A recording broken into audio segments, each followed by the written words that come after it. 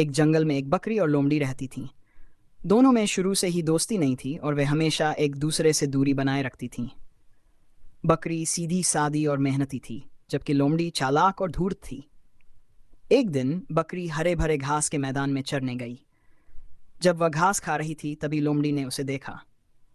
लोमड़ी ने सोचा, ये बकरी तो बहुत भोली है, क्यों न इसे बेवकूफ़ बनाकर इसका मज़ा लिया जाए।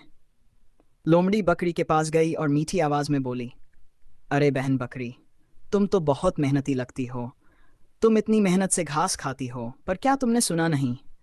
इस जंगल में एक खतरनाक शेर घूम रहा है जो जानवरों को अपना शिकार बना रहा है। तुम्हें यहाँ अकेले नहीं रहना चाहिए। बकरी को पहले तो लोमड़ी की बात पर यकीन नहीं हुआ, लेकिन लोमड़ी की चालाकी भरी बातों ने उसे डरा दिया। वह तुरंत घबराई और वहां से भागने लगी। लोमड़ी ने बकरी का पीछा किया और मन ही मन मुस्कुराई। अरे वाह, इस भोली बकरी को आसानी से बेवकूफ़ बना दिया।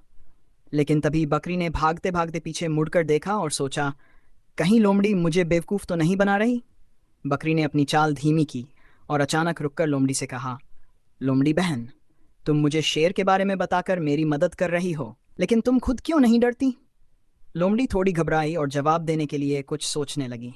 बकरी समझ गई कि लोमड़ी उसे धोखा देने की कोशिश कर रही थी। बकरी ने तुरंत अपनी चतुराई से काम लिया और तेज आवाज में कहा, देखो शेर आ रहा है। लोमड़ी बुरी तरह डर गई और वहां से भाग खड़ी हुई। बकरी ने हंसते हुए सोचा, अब समझ आई कि चालाकी का जवाब समझदारी से देना चाहिए। इस घटना के बाद बकरी और लोमड़ी में दुश्मनी और भी बढ़ गई। लेकिन बकरी ने सबक सीखा कि किसी भी चालाक इंसान या जानवर से बचने के लिए चतुराई और धैर्य से काम लेना चाहिए।